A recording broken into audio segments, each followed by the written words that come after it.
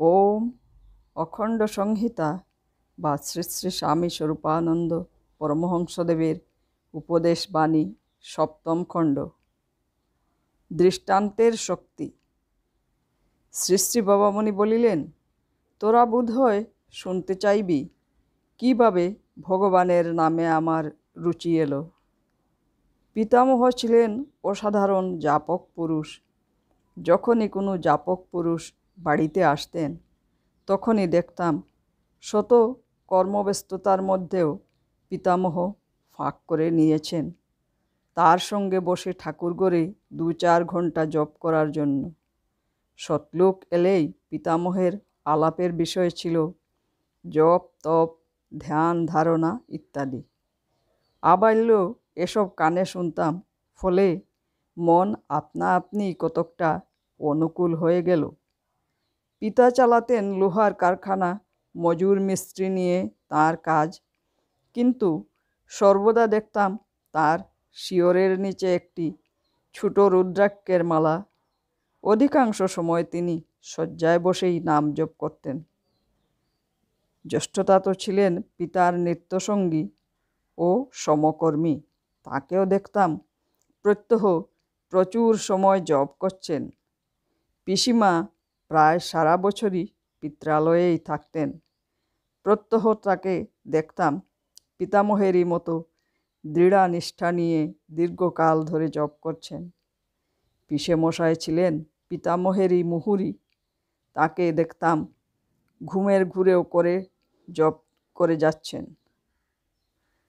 কুলগুরু অন্নদাপ্রসাদ ভট্টাচার্য, যিনি আমাকে পরে সাবিত্রী দীক্ষা দেন, তাকে দেখতাম যখনই আসতেন প্রায় সারাদিনই অবিরাম মালা জপছেন।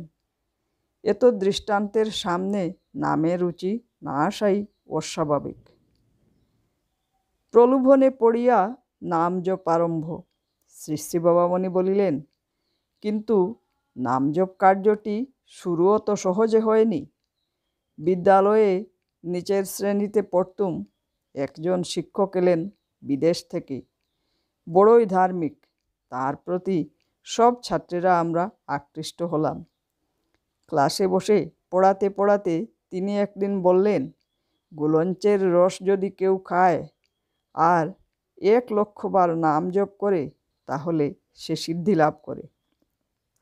কথাটি প্রাণের ভিতরে গিয়ে লাগলো। নাম জপ শুরু করে দিলাম। 2 বন্ধু জুটে গেল। তারা পরস্পর সহোদর ভাই, আমার প্রায় সমবয়সী।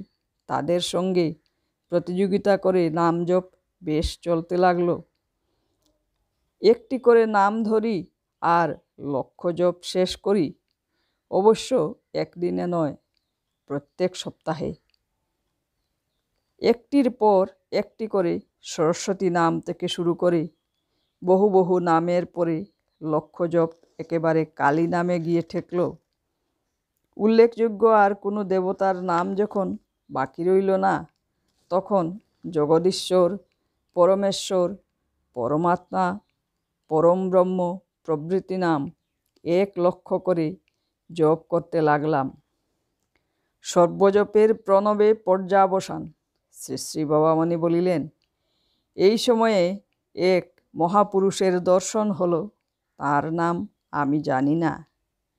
আমি নিজে তাকে বাবা শঙ্করনাথ নাম দিয়েছি। একটি নাম না থাকলে যেন মনটা মানে না।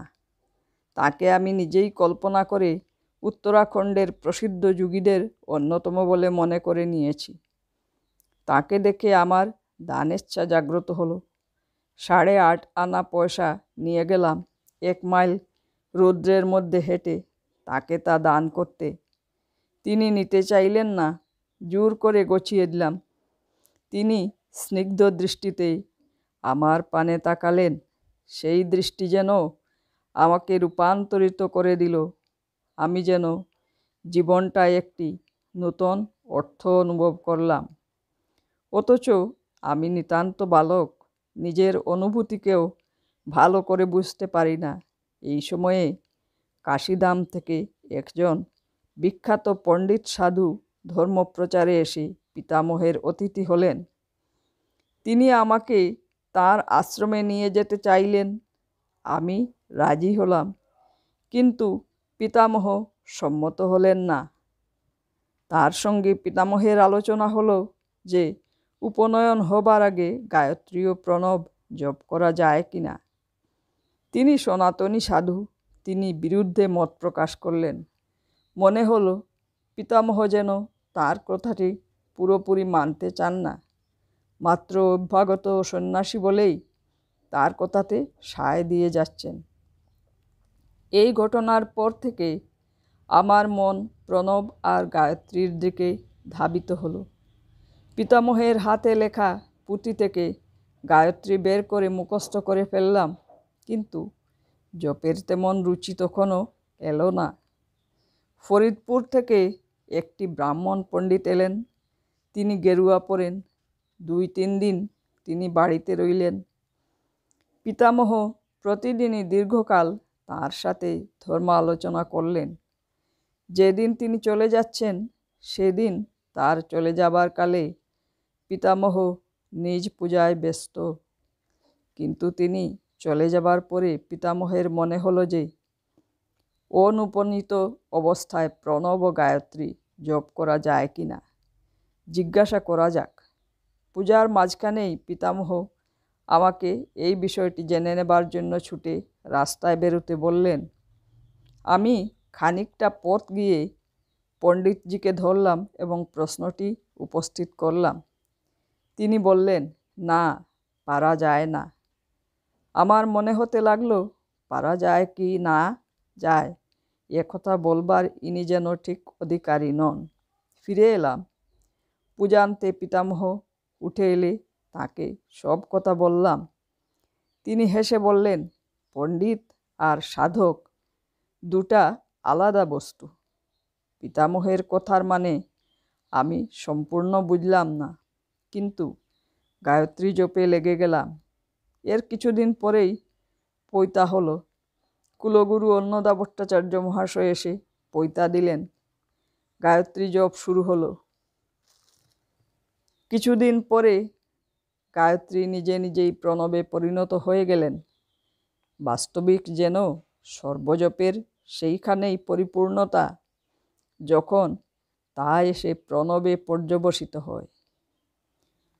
অশরীরী সংকেত। শ্রী শ্রী বাবামণি বলিলেন, গায়ত্রী জপ করতে করতেই প্রণবে এসে গেলাম। এই কথাটি পুরো কথা নয়, এ কথার পশ্চাতেও একটি ইতিহাস আছে। সেই ইতিহাস গল্পের মতো অবিশ্বাস্য মনে হবে।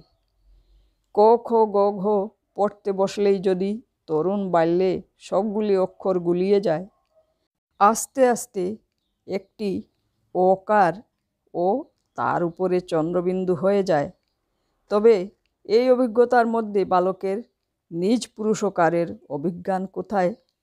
এ যে অশরীরী সংকেত, এ যে লুকাতীত ইঙ্গিত। গল্পের মতো মনে হতে পারে, কিন্তু এগুলি সত্য ঘটনা। শিশুর ক্রন্দনে, বিড়ালের মিউ মিউ আওয়াজে, পাখির কুজনে, ভ্রমরের গুঞ্জনে, জলপতনের অবিশ্রান্ত ধ্বনিতে যদি কোনো বালক নিজের চেষ্টা ছাড়াই ওঙ্কার শুনতে পায়, তবে তার পক্ষে যে কোনো সাধনার পরে একমাত্র ওঙ্কারে গিয়ে পৌঁছা ছাড়া আর রাস্তা কি আছে? একজন যদি তরুণ বয়সে নিজের হৃদস্পন্দনের ঢিপ ঢিপ শব্দে, এমনকি শরীরের অভ্যন্তরস্থ রক্তপ্রবাহের গতিতেও ক্ষণে ক্ষণে ওঙ্কারই শুনে, তবে বুঝতে হবে জগতের কল্যাণের জন্য এগুলি তার প্রতি ভগবানের নিজের প্রেরিত অশরীরী সংকেত। এই সংকেত বুঝে জপ করতে পারলে জপের ফল দ্রুততর হয়। বিশ্বাসের সূচনা। শ্রী শ্রী বাবামণি বলিলেন, কিন্তু নাম জপ করা এক কথা, আর নামে বিশ্বাস আর এক কথা। নাম করতে করতে বিশ্বাস আসে সত্য, কিন্তু বিশ্বাস না আসা পর্যন্ত নাম মিঠা লাগে না। মিঠা না লাগলে দীর্ঘকাল তা জপাও যায় না। ভগবানের নামে যার বিশ্বাস এসেছে, আমি তার দাসের দাস হয়ে থাকতে চাই। নামে বিশ্বাস আসা সহজ কথা নয়। বিশ্বাস এলে জীবনের উদ্দেশ্য 12 আনা সফল হয়ে গেল। বিশ্বাস আসা বড় কঠিন, তার কৃপা ছাড়া হয় না। তবে তার জন্য নিজেও খাটতে হয়, তাহলেই তার কৃপা আস্তে আস্তে অনুভব করা যায়। নাম জপতে জপতেই ভগবানের দয়ায় বিশ্বাসের ভূমি যেন তৈরি হতে শুরু হলো। একদিন পায়ের তলায় পড়ে একটা আরশোলা গেল মারা। মনে করতে পারি না যে এটা আবার বাঁচতে পারে। তবু তার দিকে একদৃষ্টে তাকিয়ে অবিরাম নাম জপতে লাগলাম। কতক্ষণ পরে দেখা গেল এটা জীবিত। নামের মহিমাতে বিশ্বাসের সূচনা হলো। কয়েকজন দুষ্ট প্রকৃতির বাল্যবন্ধু একটি ইঁদুরকে ধরে পুকুরের মাঝখানে ফেলে দিল। অনেকক্ষণ পর্যন্ত সাঁতার কেটে শ্রান্ত ক্লান্ত হয়ে বেচারি ঢুকে ঢুকে জল খেতে শুরু করলো। আমার প্রাণে বড়ই লাগলো। আমি এই ইঁদুরটির দিকে এক লক্ষ্যে তাকিয়ে অবিরাম নাম জপ করতে লাগলাম। কতক্ষণ পরেই দেখি ইঁদুরটি ঢুকে ঢুকে জল গিলা বন্ধ করে পূর্বের চেয়ে অধিক বিক্রমে সাঁতার কেটে পুকুরের অপর পাড়ে গিয়ে অনায়াসে তীরে উঠল। প্রাণটাতে বিশ্বাসের জোর বাঁধল। ফুটবল খেলা হচ্ছে, একদিন একদল 3টি গোল খেয়েছে।